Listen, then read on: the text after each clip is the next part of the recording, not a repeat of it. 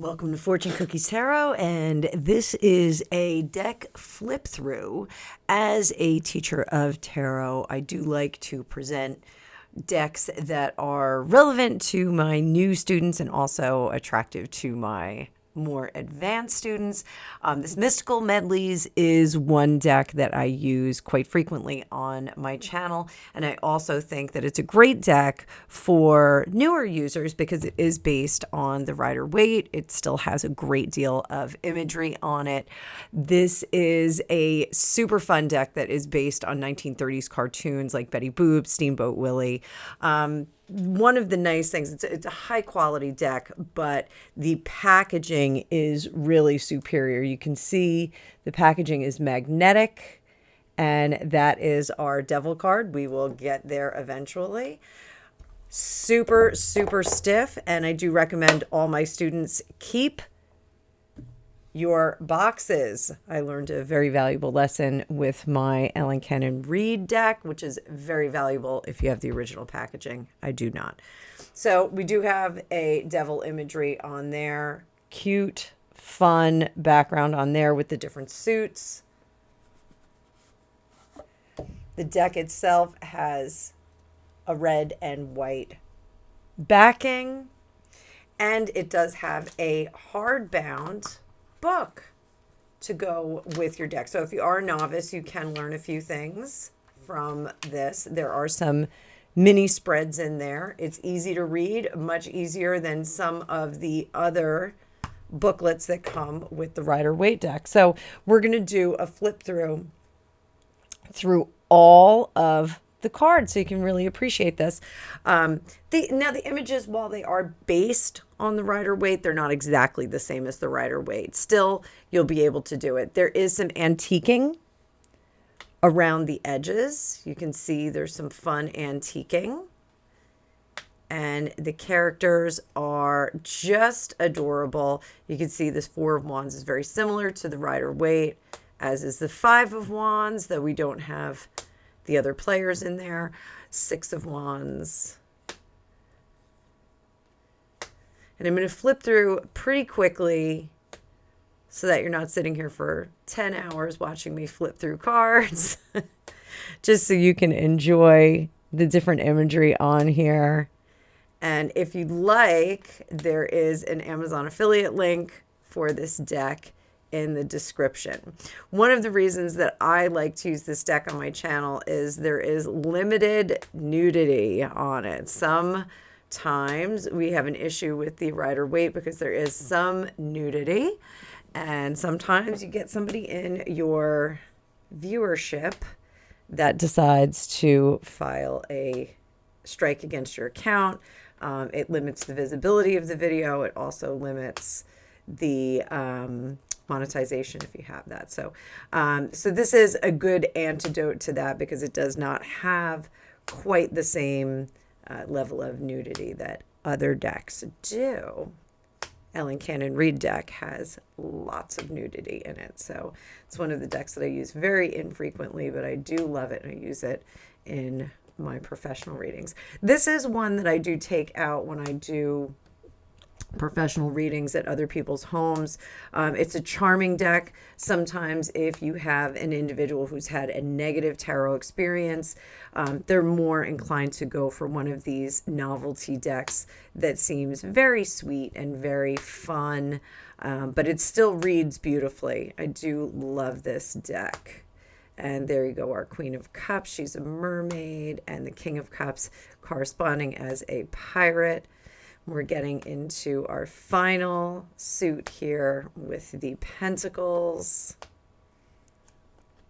You can see we still have the Mendicants in this, and the scales for our Six of Pentacles. And I'm sure those of you that are very familiar with tarot do see all of the similarities. While our kept woman is not a woman, she's a beautiful rose, perhaps an English rose. And we go through all of our page knight, king, queen, and king. And here we are hitting up our major arcana. Little bit of liberty taken with some of the characters in it. But as in the Empress, we still have the 12 stars above her head representing the 12 zodiac. We still have the wheat and the water in the background. She does not look quite as pregnant as some of the other decks, but that's okay. Our Emperor also still has the ram's heads on his throne, and the Hierophant is that all-seeing eye. Looks like the Eye of Sauron, in my opinion, one of the reasons I like this deck. And our Lovers with the angel up top, the Chariot. One of the things that I always look for, does the Chariot have reins attached to the Sphinxes? And in this deck, it does not. And that's one of my favorite things, because the Chariot card represents manifestation through the power of the mind. Strength card, we have a really happy looking lion there, very well tamed. And our Hermit looks a little upset, but that's okay. That's okay. Wheel of Fortune still has all the representations of the zodiac around the edges. We still have the Egyptian symbology in there as well. Justice, she is working hard to balance her scales. And Hanged Man, a little bit more imagery there, which I do like. We get a little bit more of the tree. And the Death card still representing the movement of inevitability, and Temperance with 1 foot in, 1 foot out, and blending those waters. And there's our Devil card, which we saw on the packaging. The only thing that's a little bit different about this one is the chains are a little bit more firmly affixed to our two individuals, but you can see they have fig leaves. They're covered up nicely. Tower card, oh no, looks a little Mickey Mousey with those hands there, with those gloves. And the Star card, again, lack of nudity here. The star is just a star. And the Moon card, we can really see the difference between the tame domesticated dog and the wolf. Love that. Makes it really easy for my students. And the crawfish down here coming out of the waters of the subconscious.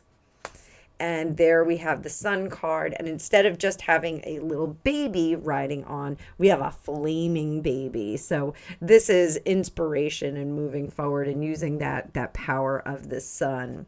And the Judgment card, there we are, rising from the dead, Judgment Day. And the World. The World looks a little bit extra female to me, and not as hermaphroditic as he or she is in the Rider-Waite. Still excellent depiction. We have all of the elements in the corners. Looks great to me. Now, that is the final card of the Major Arcana, but in this deck, we also have 2 extra cards. We have the Happy Squirrel and the Sad Squirrel. Now, if you're a novice learner, you can discard these. You don't have to keep these in the deck. You can put them on the side, but I use them quite often. The Happy Squirrel is kind of an acceleration of the Sun card, happiness, but a playful, excited happiness from acquisition. You can see our little squirrel there has a nut, and it's a beautiful day. He's not worried about the winter. He is probably partaking in his stockpile for the winter. The Sad Squirrel looks a little bit angry, and I always tell people that this is the toddler tantrum card. So this is someone who didn't get what they wanted. They're very unhappy with it, and they're kind of throwing a fit. So I do love this deck. It's one of my favorites. It's one of my one of the decks that I do keep on my constant rotation at all times. It's super fun. It's super not scary. And even though that Devil card is a little wild, and it's super well constructed. The cards are not a matte finish. They are more of a satin finish, I would say. Even it's a silkier finish, but the cardstock is significant. It's not a cheap deck at all. Super well put together, and really one of my favorites. So I hope if you're in the market for a new deck that you've enjoyed this flip through, and you can purchase it at no additional cost to you, but I may earn a fee or commission at the Amazon affiliate link in the description here. So If you have any questions, please comment below, and I hope you have a great day. And I do have some classes coming up very soon. So if you are interested in classes, you can email me at fortunecookiestarot@gmail.com. I would love to talk to you about your experience and your needs. Talk to you soon.